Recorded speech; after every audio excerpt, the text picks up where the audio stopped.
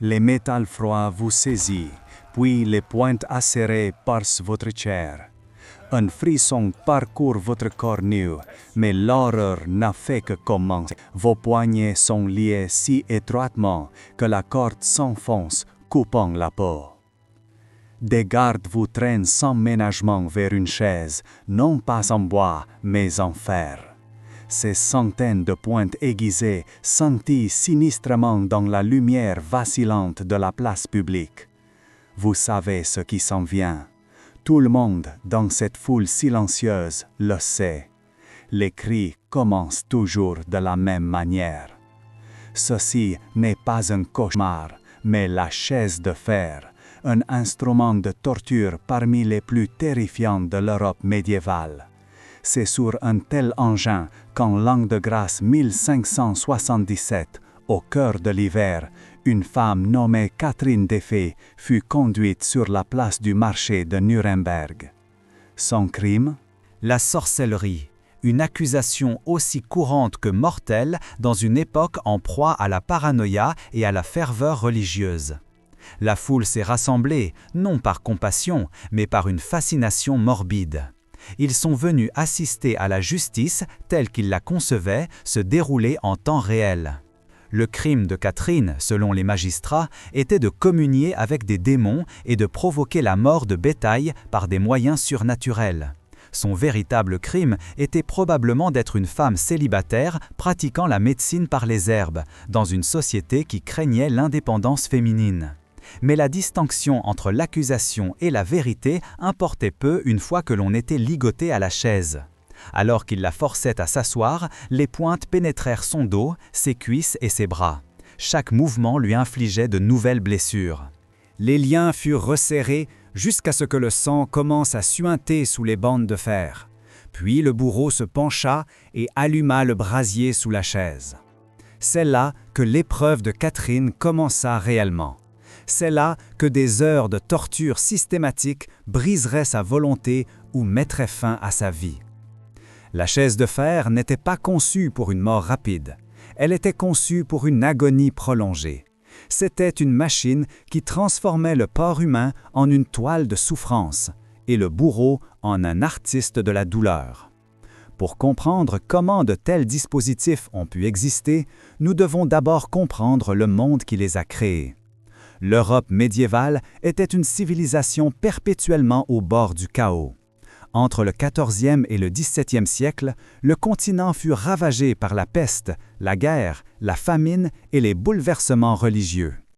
La peste noire avait tué près d'un tiers de la population, laissant derrière elle une société traumatisée, désespérée de trouver des explications et quelqu'un à blâmer. Dans ce vide s'engouffrèrent l'Église et l'État, autorités jumelles qui revendiquaient un pouvoir divin et terrestre. Elles promirent l'ordre en échange d'une obéissance absolue. Elles promirent le salut en échange de la confession, et elles promirent la protection en échange de l'identification des ennemis internes. Le résultat fut une culture de la paranoïa. Hérétiques, sorcières, juifs, musulmans, dissidents politiques et quiconque remettait en question l'autorité devinrent des cibles. L'Inquisition, établie au XIIIe siècle, avait évolué au XVe siècle en une bureaucratie sophistiquée de la persécution. La torture n'était pas seulement permise, elle était exigée. L'Église publiait des manuels détaillant les méthodes approuvées pour obtenir des confessions. Parmi ces méthodes, la chaise de fer occupait une place particulière. Contrairement à l'estrapade qui étirait le corps ou à la botte qui écrasait les jambes, la chaise de fer attaquait chaque partie de la victime simultanément. Elle était exhaustive dans sa cruauté. Elle était, aux yeux de ses créateurs, efficace. La chaise apparaissait sous diverses formes à travers l'Europe. L'Inquisition espagnole avait sa version, couverte de pointes et souvent chauffée. Les États germaniques privilégiaient des modèles avec des liens ajustables et des plaques à pointe amovibles. Les cités-États italiennes développèrent des chaises qui pouvaient être inclinées vers l'arrière, forçant le poids de la victime sur les pointes. Chaque variation reflétait des préférences locales pour infliger la douleur. Mais pourquoi créer de tels dispositifs? La raison déclarée était la confession. Les autorités croyaient que la douleur physique chasserait l'influence démoniaque et forcerait les hérétiques à admettre leurs crimes. La torture était vue non comme de la cruauté, mais comme une médecine pour l'âme, un mal nécessaire pour sauver la communauté de la contamination. La raison tacite était le contrôle. La torture publique servait de spectacle divertissant et de propagande dévastatrice. Lorsque les gens voyaient quelqu'un mourir sur la chaise de fer, ils apprenaient ce qui arrivait à ceux qui déviaient. Ils apprenaient que remettre en question l'autorité pouvait mener à une souffrance inimaginable. Ils apprenaient à avoir peur. C'était une gouvernance par la terreur, une ingénierie sociale par la brutalité. Et cela fonctionnait. Pendant des siècles, la simple menace de la torture maintenait les populations soumises, les lèvres scellées et les pensées dangereuses étouffées. La chaise de fer n'était pas seulement un instrument de punition, elle était un pilier de pouvoir politique. La chaise de fer n'était pas un dispositif unique standardisé, mais plutôt une catégorie d'instruments de torture partageant des caractéristiques communes. À sa base, elle se composait d'un siège métallique muni de centaines de pointes de fer, de liens pour les poignets et les chevilles et souvent d'un mécanisme de chauffage en dessous. Les pointes elles-mêmes étaient soigneusement conçues. Elles n'étaient pas assez longues pour provoquer des blessures mortelles immédiates, mais suffisamment aiguisées pour pénétrer la chair sous le propre poids du corps de la victime. Certaines chaises avaient des pointes de longueur variées, créant un paysage de douleur sur le corps de la victime. Des pointes plus courtes perçaient le dos et les fesses, tandis que des plus longues ciblaient les cuisses et les bras. Les liens étaient également sophistiqués.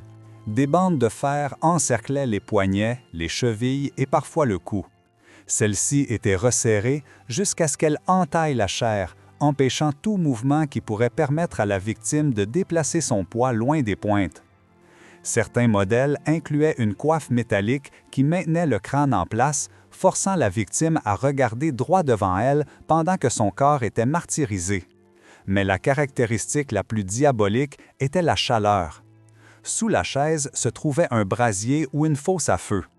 À mesure que le métal se réchauffait progressivement, la souffrance de la victime s'intensifiait par étapes. D'abord, venait l'inconfort de s'asseoir sur du métal chaud. Puis, la douleur des pointes chauffées pressant la chair. Ensuite, l'odeur de la peau brûlée. Enfin, l'agonie indescriptible d'être lentement rôti vif. La chaleur servait à plusieurs fins. Elle augmentait la douleur sans effort physique supplémentaire de la part du bourreau. Elle créait des effets visuels dramatiques alors que la fumée s'élevait du corps de la victime. Et elle garantissait que même si la victime survivait à la torture initiale, l'infection due aux brûlures la tuerait probablement en quelques jours. Les bourreaux contrôlaient l'intensité de la souffrance en ajustant le feu. Une cuisson lente pouvait durer des heures, donnant aux interrogateurs le temps de poser des questions et d'exiger des confessions. Un feu vif pouvait cuire la chair en quelques minutes, servant de punition rapide plutôt que d'interrogatoire prolongé. Le choix dépendait du crime de la victime et de l'appétit du public pour le spectacle. Certaines chaises incluaient des caractéristiques supplémentaires, des accoudoirs garnis de petites pointes, des repose-pieds conçus pour écraser les orteils, un dossier couvert de pointes qui pouvait être avancé enfonçant le corps de la victime plus profondément sur les pointes du siège. Ces modifications reflétaient des siècles de connaissances accumulées sur la douleur humaine, une science obscure affinée par d'innombrables expériences sur des sujets vivants. La construction de ces dispositifs exigeait des artisans qualifiés. Les forgerons qui fabriquaient la chaise de fer étaient des spécialistes, travaillant souvent directement pour les tribunaux ou les inquisitions. Ils comprenaient la métallurgie, l'anatomie humaine et la mécanique de la contrainte. C'étaient des ingénieurs de la souffrance, et leur travail était considéré comme légitime, voire honorable. L'horreur n'attendait pas d'être décrétée. Elle commençait par un murmure, une jalousie insidieuse, une dénonciation anonyme glissée lâchement dans une boîte de collecte d'église. Un voisin envieux, un rival commercial, un amant éconduit. N'importe qui pouvait allumer la mèche de cette abomination. Une fois accusée, la victime était saisie. Plus de droit, plus de voix. Devant les inquisiteurs, figures de l'autorité suprême et de la cruauté déguisée en piété, les rumeurs les plus folles, les réputations salies et même les rêves valaient preuve. Le procès n'était qu'une farce cruelle, son dénouement une certitude glaçante. L'interrogatoire initial était une mascarade. « Confessez vos crimes, nommez vos complices », psalmodiait-il. Refuser, c'était signer son arrêt, s'engager sur le chemin de l'indicible. La torture n'était pas une punition directe, mais une miséricorde, une chance, disait-il, de sauver son âme par l'aveu forcé. Une ultime, ignoble parodie de justice. Puis venait la descente. Dans les sous-sols moites du tribunal ou du château, l'air chargé de peur ancestrale et d'une humidité glaçante. Des murs de pierre dégoulinants, une lumière chiche et partout, ostensiblement exposés, les instruments de la peine. Chaque corde, chaque fer, chaque lame racontait une histoire de douleur muette. Au centre de cette chambre des horreurs, la chaise de fer. Son objectif implacable, évident. Une dernière chance était offerte. Confessez ou vous y prendrez place. Beaucoup craquaient là, leur innocence brisée par la seule vision du trône barbare, par l'odeur du sang et de la peur imprégnée dans les pierres. Ceux qui persistaient dans leur déni, ou peut-être dans leur courage désespéré, étaient déshabillés, nus. Une simple formalité, diraient les gardes cyniquement. Empêcher les vêtements d'amortir les pointes, de prendre feu. Mais en réalité, c'était le dernier acte d'humiliation, dépouillant la victime de toute dignité, la réduisant à une simple chose, une viande à torturer. Les gardes les forçaient alors sur le siège, ce premier contact. Un millier d'aiguilles de fer transperçant simultanément la peau délicate. Les cris résonnaient déjà avant même que la moindre flamme ne lèche le métal. Le corps se contractait, cherchant désespérément à fuir l'insupportable. Mais les liens de fer, impitoyables, s'enfonçaient dans la chair, verrouillant chaque mouvement, piégeant la victime dans son propre enfer. Les questions reprenaient, posées avec un calme glacial, une méthodologie perverse, tandis que, d'un geste machinal, un assistant allumait le brasier sous la chaise. La flamme, d'abord timide, promettait une agonie lente, graduelle, conçue pour extraire chaque lambeau de vérité, ou plutôt chaque confession exigée. L'agonie débutait véritablement, une symphonie de douleur orchestrée avec une précision chirurgicale. La première vague, un déluge incessant de piqûres, chaque pointe, une blessure superficielle mais infinie. Le dos, les fesses, les cuisses, les bras, parfois les mollets et les pieds, une carte des tourments tracée sur le corps, chaque point un foyer d'angoisse. Ces pointes n'étaient pas conçues pour une mort rapide, loin de là. Elles perçaient juste assez profondément pour provoquer une souffrance atroce, sans laisser la victime se vider de son sang trop vite. C'était un supplice sans fin, chaque centimètre carré de peau hurlant en silence, emprisonné dans un étau de fer. Le corps, dans son réflexe primal, tentait désespérément de se dérober. Les muscles se contractaient, se raidissaient, cherchant un échappatoire qui n'existait pas. Mais chaque mouvement, chaque spasme involontaire ne faisait qu'enfoncer davantage les pointes, créant de nouvelles plaies. Les liens de fer rendaient toute fuite impossible, piégeant la victime dans une position où chaque respiration, chaque tressaillement musculaire amplifiait l'horreur. Puis, la chaleur. Au début, une tiédeur insidieuse, presque imperceptible, comme un pressentiment. Mais le fer est un conducteur impitoyable. Le feu sous la chaise s'intensifiait, transformant l'ensemble de la structure en un foyer de torture thermique. Les pointes, déjà encastrées dans la chair, devenaient de minuscules marques au fer rouge, brûlant de l'intérieur, rôtissant lentement le corps de leurs prisonniers. La progression était méthodique, diabolique.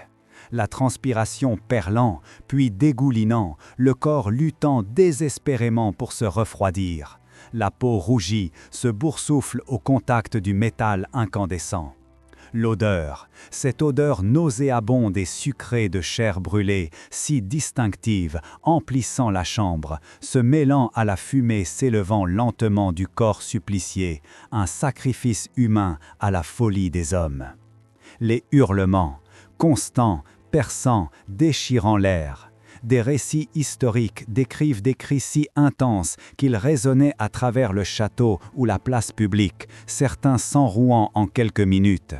D'autres, d'une endurance effrayante, gardaient conscience et voix des heures durant, leurs plaintes stridentes seulement interrompues par les questions implacables, martelées avec une froideur inhumaine. La torture physique s'accompagnait d'une guerre psychologique, d'une brutalité inouïe. La victime savait qu'elle était observée. En public, la foule vorace. En privé, les inquisiteurs et les officiels, observant froidement, prenant des notes, demandant, comme si l'agonie n'était qu'un outil à calibrer, une mécanique à maîtriser. L'esprit craque avant le corps. Face à une douleur incessante et sans espoir d'évasion, beaucoup avouaient tout. Des crimes jamais commis, des noms d'innocents jetés en pâture. N'importe quoi pour que ça s'arrête. C'est pourquoi la torture est une source si peu fiable de vérité.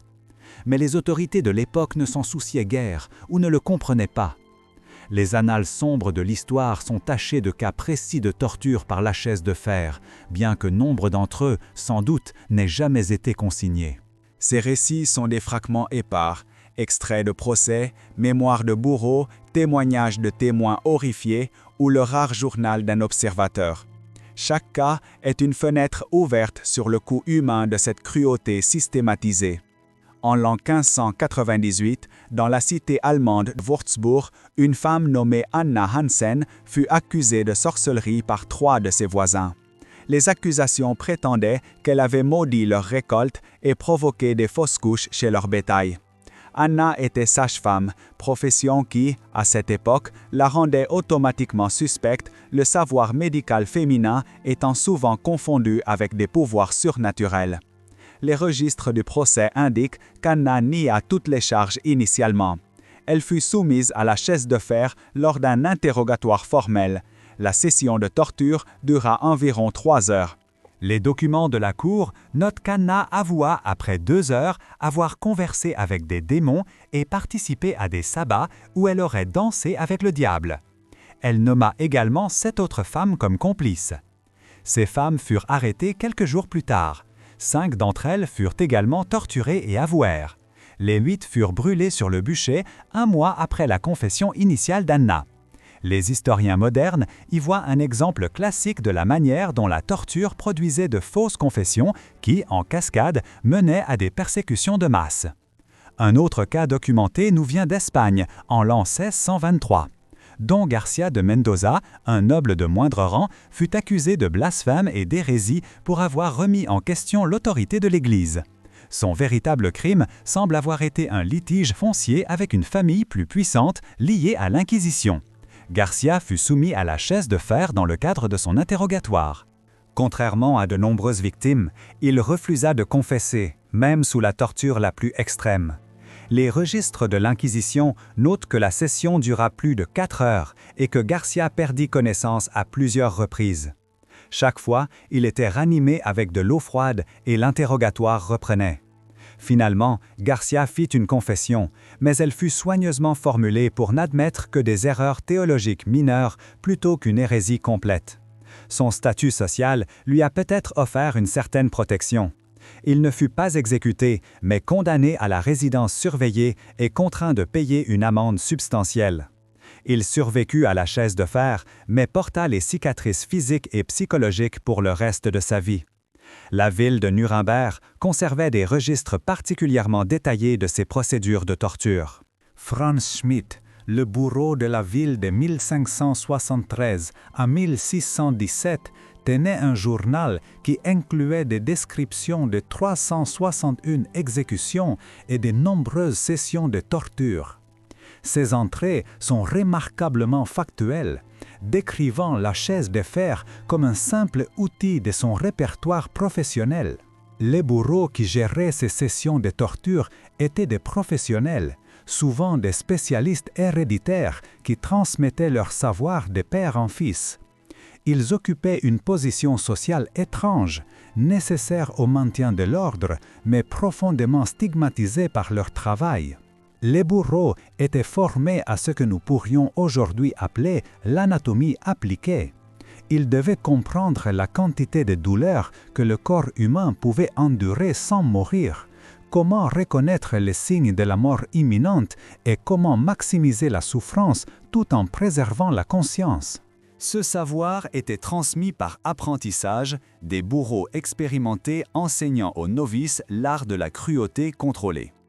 Franz Schmidt, dont le journal fournit un aperçu historique inestimable, décrivait son travail avec un détachement clinique.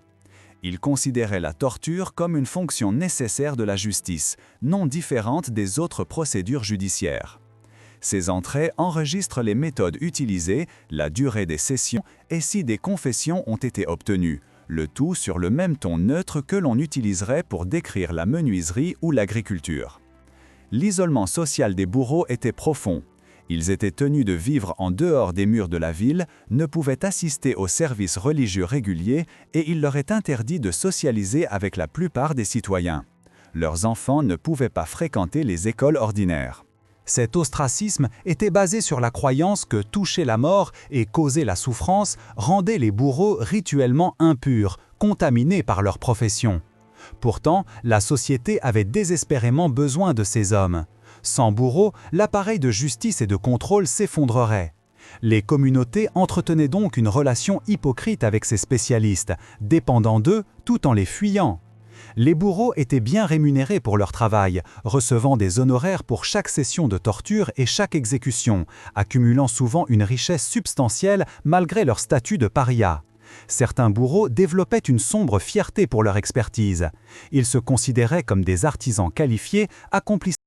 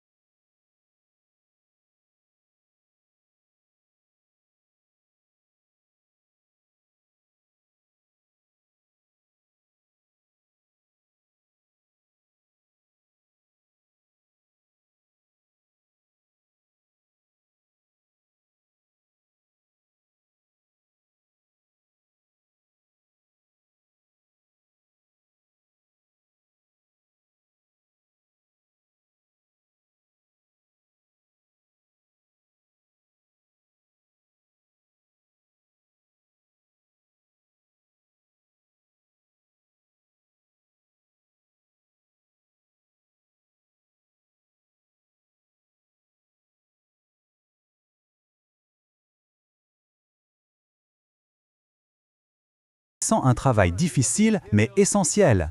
Ils prenaient soin de leurs outils, maintenant la chaise de fer et les autres dispositifs en bon état de n'importe quelle autre performance publique. Des vendeurs de nourriture et de boissons déambulaient. Des enfants étaient hissés sur les épaules pour une meilleure vue. L'atmosphère pouvait être presque festive, un rappel troublant de la normalisation de la violence. D'autres assistaient par obligation religieuse ou pression sociale. Assister à une punition était considéré comme un devoir civique, une manière de démontrer sa solidarité avec les valeurs de la communauté et les structures d'autorité. L'absence aux exécutions majeures pouvait elle-même susciter des soupçons, suggérant une sympathie pour les hérétiques ou les criminels. Le spectacle servait de multiples objectifs de propagande. Il démontrait le pouvoir et la portée de l'autorité, montrant que personne n'était à l'abri de la punition. Il renforçait les frontières religieuses et morales, précisant quels comportements ne seraient pas tolérés. Et il fournissait une catharsis communautaire, permettant à la foule de projeter ses peurs et ses frustrations sur un bouc émissaire désigné.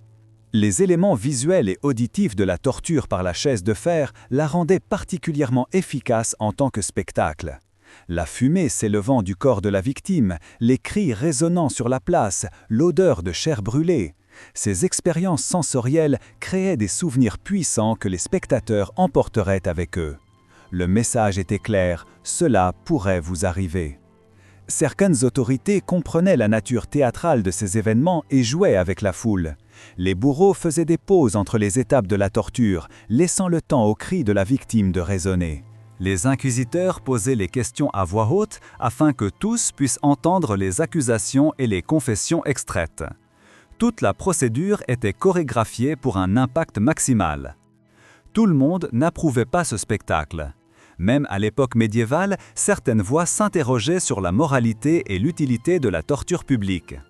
Ces critiques étaient généralement des intellectuels isolés ou des réformateurs religieux qui n'avaient pas le pouvoir de modifier les pratiques établies. La machine de la terreur était trop profondément enracinée dans les structures de gouvernance pour être facilement démantelée. L'abandon progressif de la torture judiciaire, y compris de la chaise de fer, ne fut pas un soudain éveil humanitaire, mais un processus complexe, tissé de changements philosophiques et juridiques, de glissements politiques et d'une évolution lente des attitudes sociales.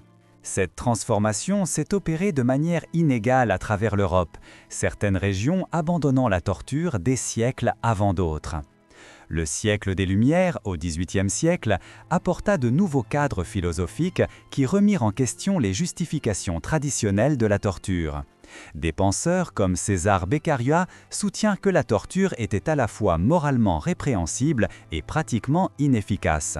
Son traité de 1764, des délits et des peines, démolit systématiquement les arguments légaux et rationnels en faveur de la torture, influençant les mouvements de réforme à travers l'Europe. Les réformes légales suivirent la critique philosophique. La Prusse abolit la torture en 1754, suivie par la Saxe en 1770, l'Autriche en 1776 et la France en 1788. Ces changements furent souvent impulsés par des monarques influencés par les idéaux des Lumières, qui percevaient une gouvernance moderne et rationnelle comme incompatible avec les pratiques de torture médiévale. Cependant, la pratique réelle traînait souvent derrière l'interdiction officielle. La fin des procès en sorcellerie, à la fin du XVIIe et au début du XVIIIe siècle, supprima l'une des principales justifications de la torture. À mesure que les élites éduquées rejetaient de plus en plus la croyance en la sorcellerie comme une superstition, les méthodes d'interrogatoire utilisées pour obtenir des confessions de prétendues sorcières perdaient leur légitimité. Cela incluait la chaise de fer et les dispositifs similaires. Les révolutions politiques jouèrent également un rôle. La Révolution française, malgré ses propres excès violents, rejetait explicitement les méthodes de torture de l'Ancien Régime. La Déclaration des droits de l'homme et du citoyen proclama une dignité humaine et des droits individuels incompatibles avec la torture judiciaire. Des mouvements révolutionnaires similaires à travers l'Europe portèrent ces valeurs de l'avant. La modernisation économique et sociale y contribua également. À mesure que les sociétés s'industrialisaient et s'urbanisaient, les structures communautaires traditionnelles s'affaiblissaient. Le contrôle social étroit maintenu par la torture publique devint moins nécessaire et moins efficace. De nouvelles formes de punition émergèrent, en particulier l'emprisonnement, qui convenait mieux au concept d'âge industriel, de discipline et de réforme. La chaise de fer et les dispositifs similaires furent progressivement retirés de l'usage, souvent stockés dans les donjons de châteaux ou les entrepôts gouvernementaux. Certains furent finalement détruits. D'autres trouvèrent leur chemin dans des collections privées ou finalement dans des musées, où ils servent d'artefacts historiques et de rappel de la capacité de l'humanité à la cruauté. Pourtant, nous ne devons pas imaginer cette transition comme complète ou permanente. La torture n'a jamais réellement disparu, elle a simplement évolué. Le XXe siècle verrait une violence industrialisée à une échelle que les tortionnaires médiévaux n'auraient jamais pu imaginer. Et au XXIe siècle, les débats sur les techniques d'interrogatoire renforcées nous rappellent que les tensions sous-jacentes entre la sécurité et les droits de l'homme persistent. La chaise de fer n'était pas une aberration. Elle n'était pas le produit de quelques individus sadiques ou d'une seule institution corrompue. C'était un outil de gouvernance normalisé, accepté par les systèmes juridiques, sanctionné par les autorités religieuses et témoigné par des citoyens ordinaires qui approuvaient souvent son usage. Cette normalisation de la cruauté est peut-être la leçon la plus troublante que l'appareil nous enseigne. Comment les sociétés en sont-ils arrivées à un point où regarder quelqu'un se faire lentement rôtir vif est devenu acceptable ? La réponse réside dans le pouvoir de l'idéologie à remodeler la perception morale. Lorsque les autorités convainquent les populations que certaines personnes, hérétiques, sorcières, traîtres, représentaient des menaces existentielles pour l'ordre social et le salut spirituel, des mesures extrêmes devenaient non seulement permises, mais nécessaires. La création de groupes autres est essentielle à ce processus. Les victimes de la chaise de fer furent d'abord déshumanisées par l'accusation et le procès. Elles furent étiquetées comme des ennemis de Dieu, des menaces pour la communauté ou des agents du mal surnaturel. Une fois dépouillées de leur humanité par la rhétorique et le rituel, leurs souffrances pouvaient être observées sans empathie. Cette dynamique ne se limite pas à l'Europe médiévale. À travers l'histoire et jusqu'à nos jours, les sociétés ont trouvé des moyens de classer certains humains comme moins qu'humains, justifiant ainsi leur mauvais traitement. Les technologies spécifiques de la cruauté changent, mais les mécanismes psychologiques et sociaux sous-jacents restent remarquablement constants. La chaise de fer nous enseigne également la bureaucratisation du mal. Les chambres de torture de l'Europe médiévale opéraient dans des cadres juridiques.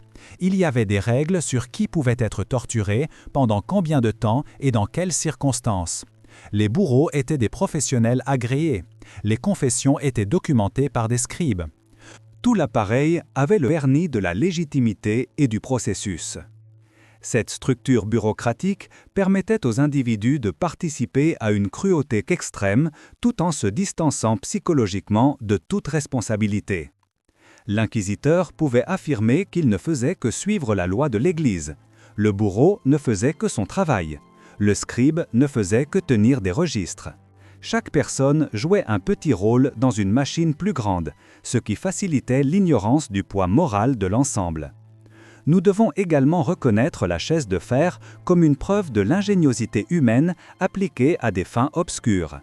L'ingénierie qui a présidé à la conception de ces dispositifs, le calibrage minutieux de la douleur, la compréhension de la physiologie humaine, tout cela représente un effort intellectuel dirigé vers la maximisation de la souffrance.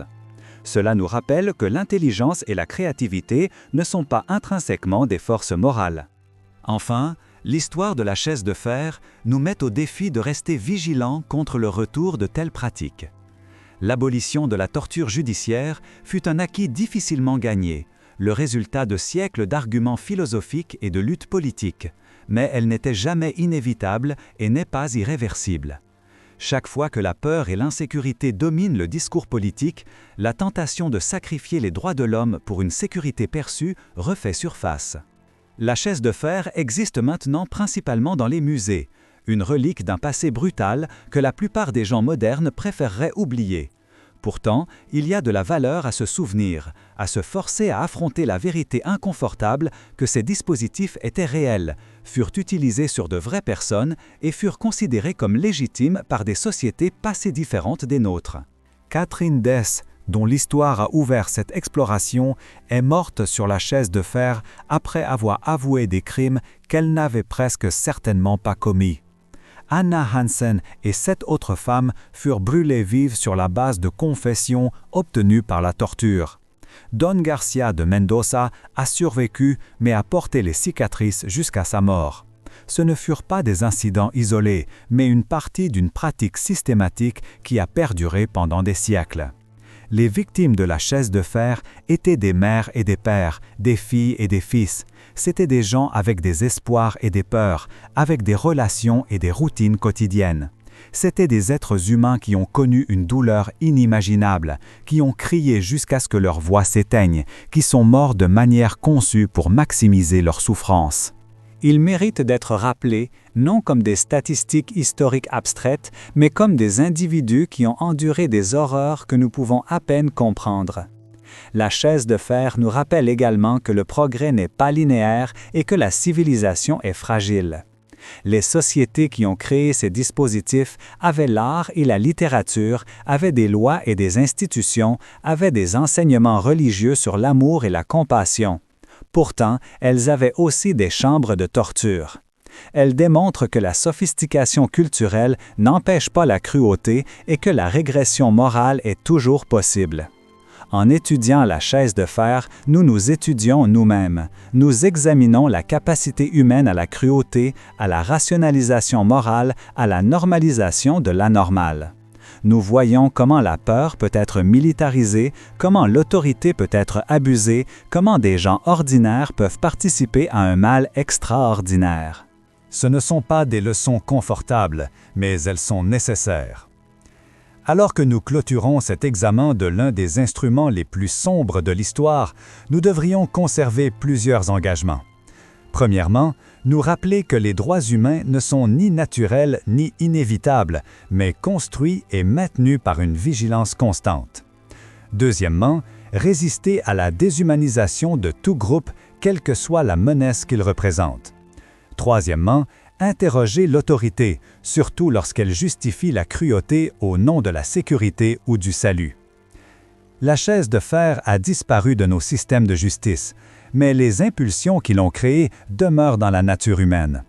Le désir de sécurité absolue, la peur de l'autre, la conviction que des mesures extrêmes sont parfois nécessaires. Ces attitudes persistent.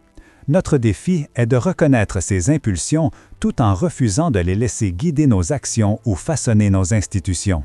Ce fut un voyage dans les ténèbres, mais des ténèbres éclairées par la vérité historique. La chaise de fer a existé. Des gens ont souffert et sont morts sur elle. Et nous, qui vivons dans des temps plus éclairés, avons la responsabilité de veiller à ce que de tels instruments de cruauté systématique ne reviennent jamais. Cette responsabilité exige la mémoire, exige l'éducation, exige une réflexion morale constante. Puissions-nous nous souvenir des victimes, puissions-nous apprendre de l'histoire, et puissions-nous construire des sociétés où la dignité humaine est protégée, où la torture est impensable, et où la chaise de fer reste à jamais une pièce de musée, un avertissement du passé plutôt qu'un outil du présent.